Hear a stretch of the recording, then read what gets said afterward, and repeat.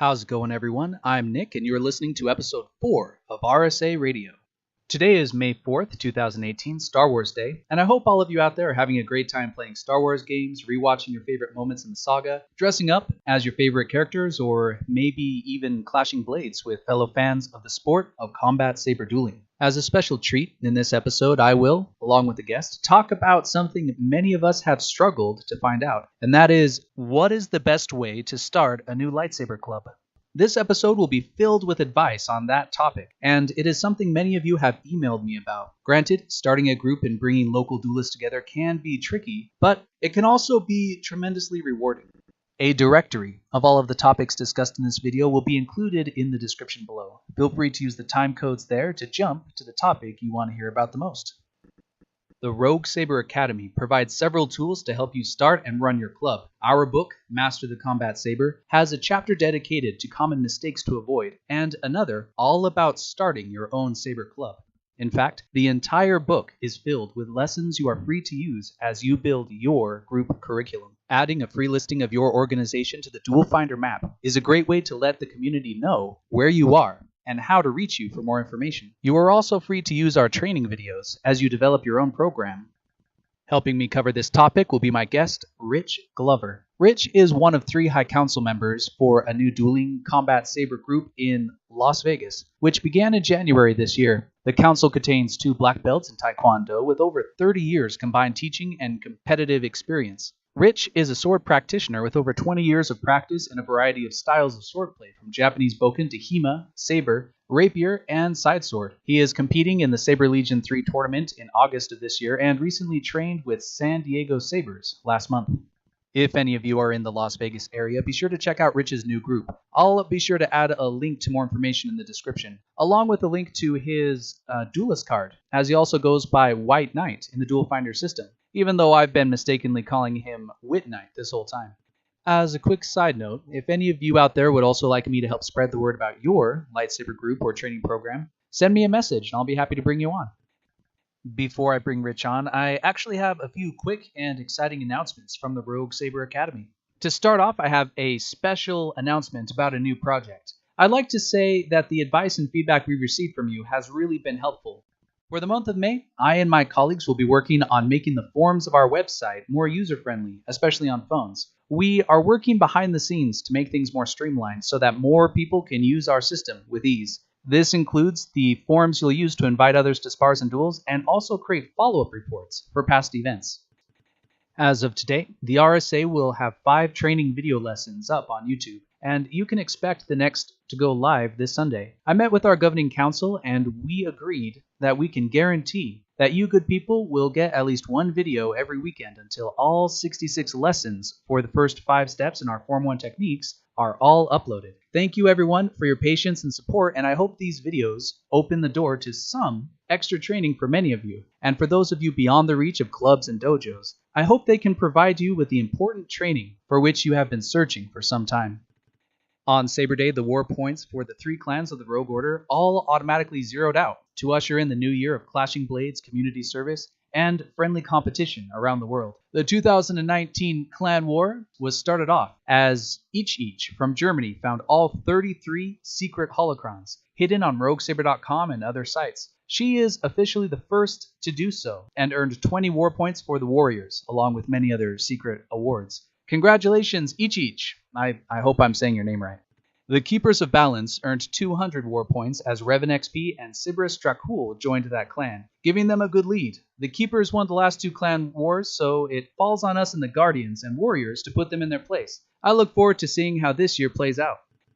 Moving on to student shoutouts, I am pleased to announce that 2 more students have enlisted in the Elite Guard. As you know, the Elite Guard is the prestigious group of the few most dedicated duelists on the Duel Finder map. They make up less than 1% of all students using the Duel Finder system, but they contribute anywhere between $1 to $50 a month to make it possible for us to keep the website running, as well as produce videos for the public. Errant Ronin enlisted in the Elite Guard, and an anonymous donor from YouTube also joined. Today, the top 5 greatest duelists on our leaderboard are as follows. Number 1, Operator Patty. Number 2, Drankin Sin. 3, M. Esplin 3. 4, Psych. and 5, call me Justice. Learning a few RSA lessons or participating in a few events go a long way to raise your overall ranking. It will be interesting to see who can bump these top duelists down the list. And now, without further ado, I give you my conversation with Rich Glover. Hey Rich, thank you for coming on and welcome to the program. To start off, what can you tell us about your own new group's event that took place yesterday? So our group participated in a May the Science Be With You celebration of Star Wars at the Desert Research Institute here in Las Vegas. It's something they put on every year, and they've taken considerable effort to partner with different cosplay groups and acting groups, and the 501st Stormtroopers were there, and there was some media coverage. And so we had a table there to make contact with folks about, as we termed it, we like to hit people with lightsabers for fun, as opposed to what everyone else is doing. This is very competitive. And it went really well.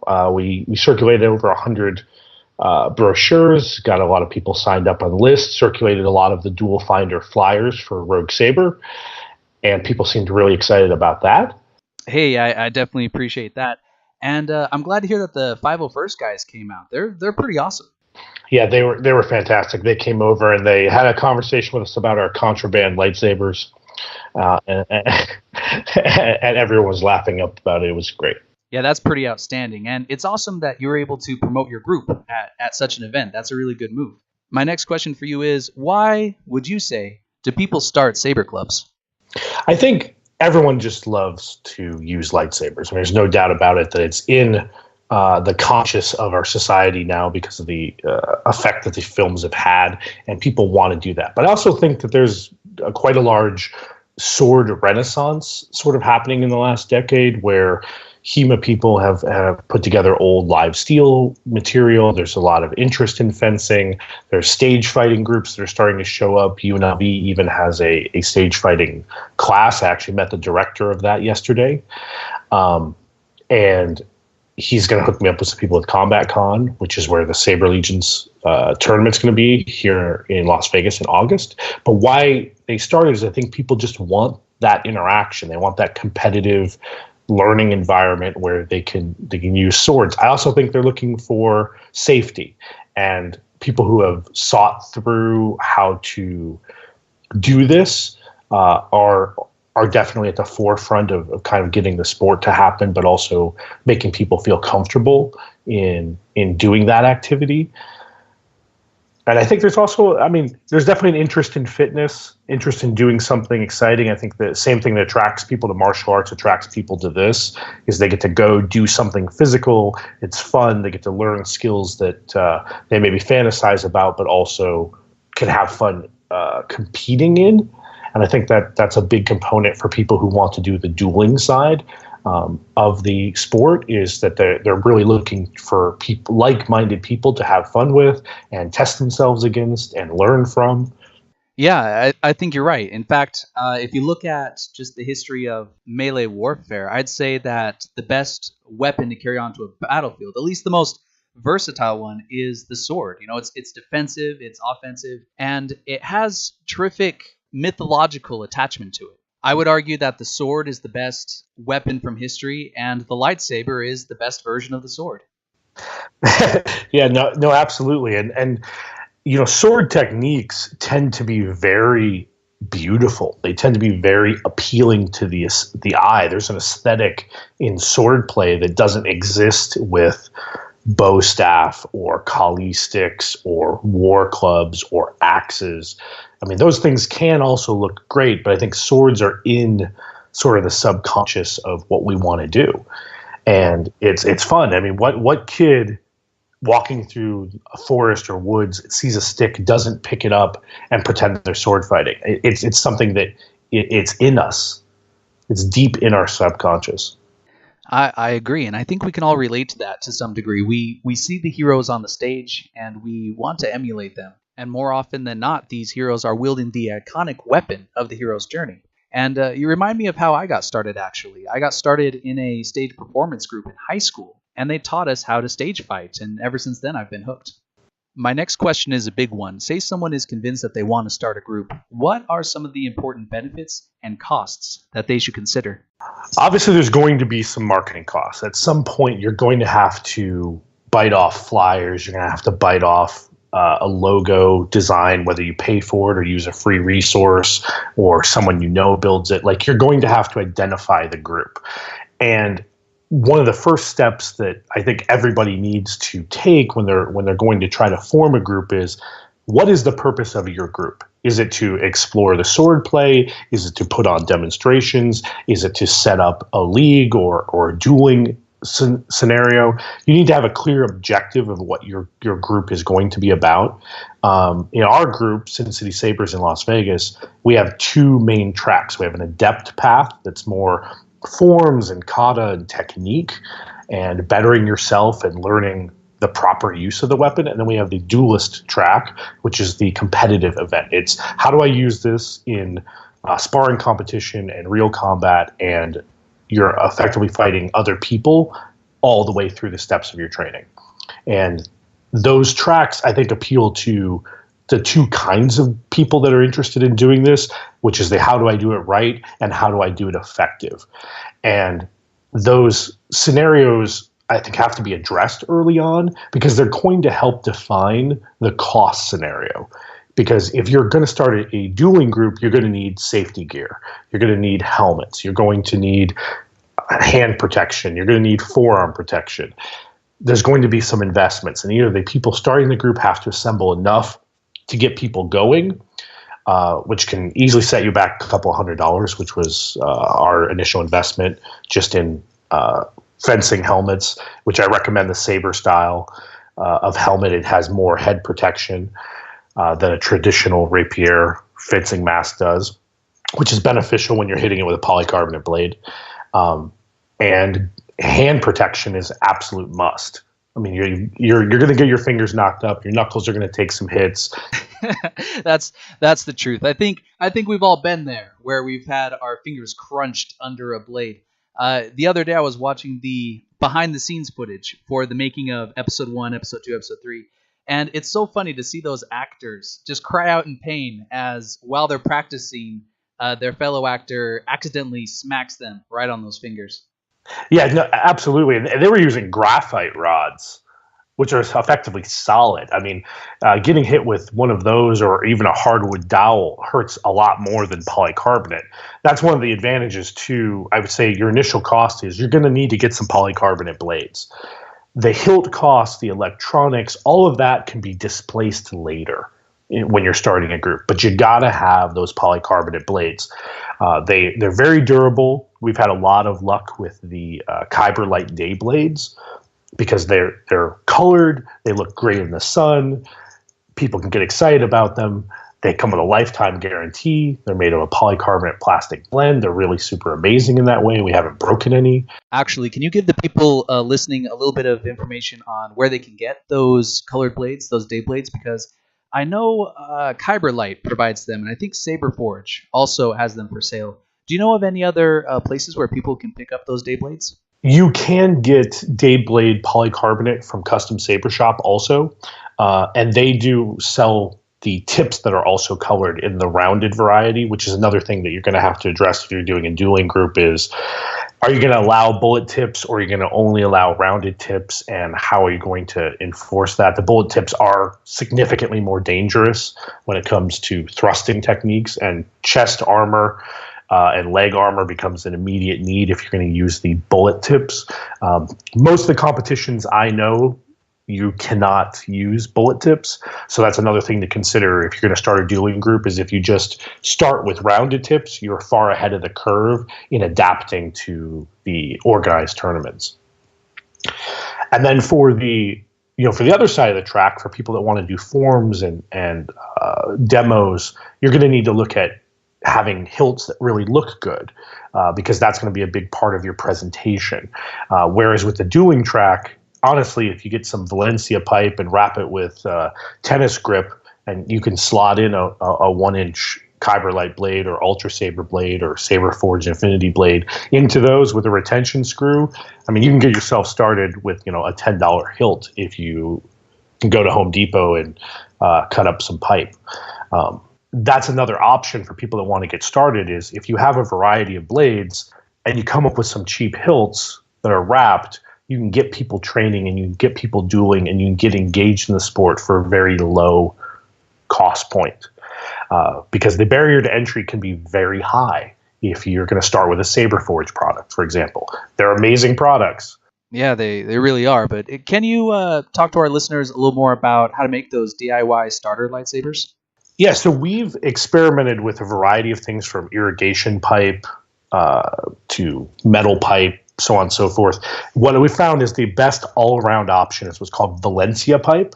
It's a thicker PVC pipe, and you can cut it with the same PVC cutter that you would use if you're familiar with working on sprinkler materials, or you can use a hacksaw. You can cut it at angles if you want kind of an angled hilt element like Vader's, and then you can sand those down.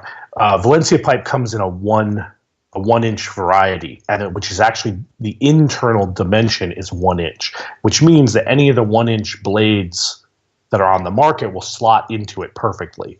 And then you just need to secure it. And so traditionally, if you own a combat saber, you have usually a retention screw that you use with an Allen wrench to tighten down the blade. You can drill those in. It's a little tricky. And if you're not familiar with tapping, it can be a little bit of a trial and error scenario. Alternatively, you can just put some epoxy or cement in there and just cement the polycarbonate blade into the Valencia pipe. Because here's the reality. You don't want to keep the Valencia pipe forever. It's just a starting scenario. You can wrap it with grip, or you can spray paint it, or add, whatever look or polish that you want. I'm a less is more person. I want it to be functional, not necessarily pretty when I'm training to compete with somebody. But there's obviously a huge market out there for people that want something gorgeous, and there's nothing wrong with that. I'm not judging anybody. I'm just kind of putting it out there that. Yeah, no, I'm totally with you there. But you brought up a point which I think is a really important piece of advice, and that is to try to figure out how you can get started without that incredibly huge barrier that can be the immense cost, especially of equipping your club members. And I think most of us starting out have an idea of what to expect there. But I think that one critical part of creating a successful club is a good understanding of the time commitment that needs to be considered. Because especially at the beginning, there is a significant sacrifice there. There is, and you definitely need to start, with structured environment. So we meet on Sundays. We meet every Sunday. We do an open training in the beginning, and then we do sparring at the end. And the sparring goes on as long as there's people willing to spar. And those kind of duels allow you to really experiment with different techniques and incorporate some of what we maybe taught in the drills, work on your own particular style, so on and so forth. Our group is primarily focused right now on single saber. Obviously, there is a lot of capacity and interest out there for double sabers, saber staves, et cetera, et cetera. The broader you make the scenario, the more difficult it is going to be to keep it structured. And so, like I said in the beginning, if you know what the purpose of your group is and you stay focused on that purpose from the beginning, you'll end up with a better group environment over time. And I'm always a big fan of modularly building on other components. To kind of loop back to the Saber thing, for building your own, the DIY thing, we're talking about apprentice level student Saber starting. We're huge advocates of when you're ready to move on to being a Padawan, you need to build your own lightsaber. That means you need to go to a sabersmith and decide exactly what you want and have that built for you, and that becomes your weapon as you transition into your knight environment. Yeah, I think that's a pretty classy idea, actually. The whole idea of working up to creating a better lightsaber, I think that's a fantastic way to show the progression in the training process. But I want to say that I am a huge advocate of people going out and supporting those sabersmiths and picking up those amazing, professionally made sabers. Yeah, I mean, there's a lot of people out there that have generated some great boutique products that are truly unique. There are lots of schools of thought on them. I will make a recommendation for anybody who's just kind of dipping their toe into this, is that the products that have chassis for the electronics in the center, they are more durable for dueling. So if you get the products where everything's just kind of wired in and shoved up into the hilt, those tend to have electronic problems. They tend to have wires that break loose, because this is a very active and energetic sport. And that's something to keep in mind when you do make the leap, is you don't just want the bottom rung lightsabers that are out there. You need to get the ones that have built-in chassis, that have good electronics, and that are put together, which is going to drive up your initial investment several $100s more, probably, depending on what you're interested in. I don't think we can say enough about the importance of saber quality, because just in the tournament that we had for Saber-Day here in Washington, we busted a couple of saber tips and we damaged one of the hilts of one of the people participating. So a little bit of saber quality can really go a long way, even though it really adds to that price tag.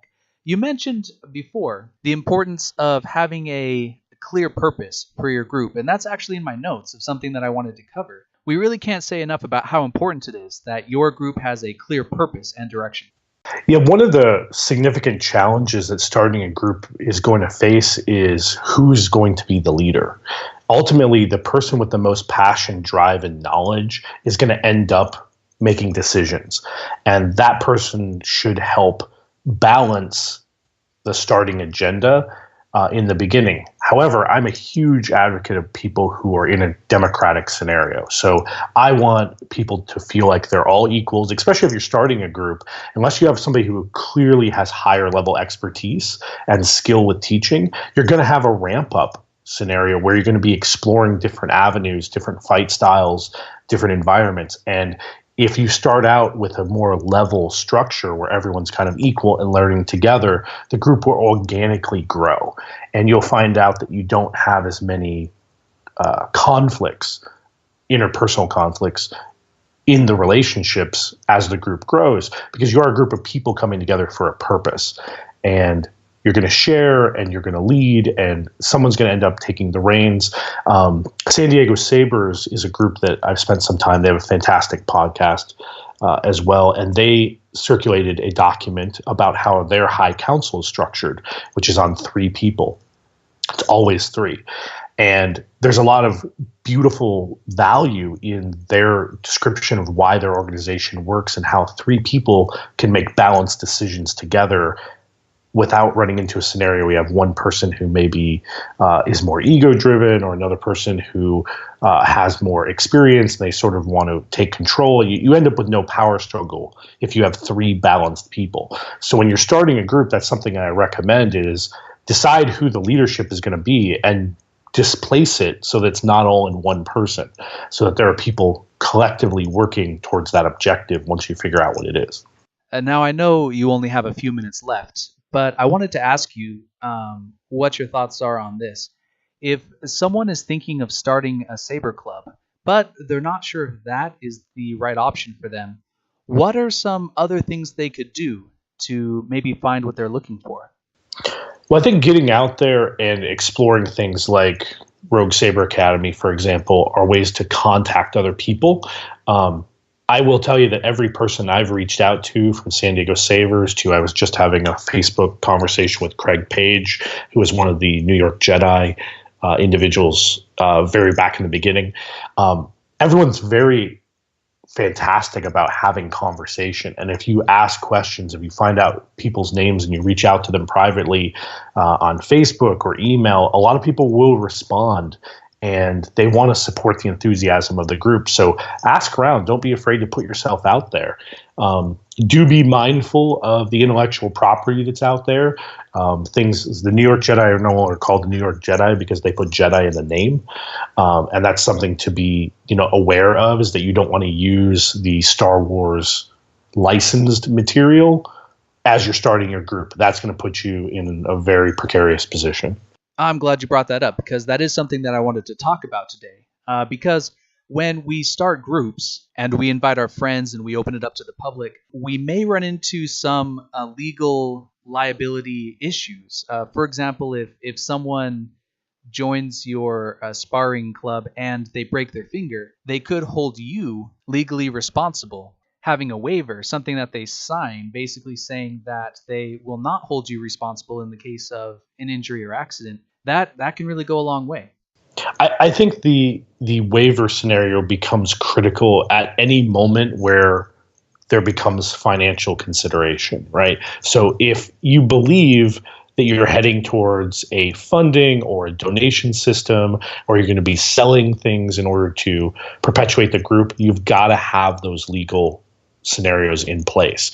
So if you know somebody who's an attorney, you can reach out. I mean, there's a lot of hold harmless agreements and waivers that are out there online that you can repurpose to kind of help give yourself some protection. But you do have to be very mindful that when you cross that threshold from a group of people who are meeting in a park, sharing knowledge and having fun, to we're going to start charging and we're just going to start having these components available to fund a tournament or anything of that nature, you're going to need that legal backup. And so that's something you have to build into your cost scenario. In addition to all of the resources that I'm going to put at the beginning of this RSA Radio episode, resources such as the Duel Finder map and the book Master the Combat Saber, what do you think are some other resources that new people starting out a club can really utilize? So one of the things that I think anybody who really is starting out in this needs to look at is some of the video documentary that's been out there.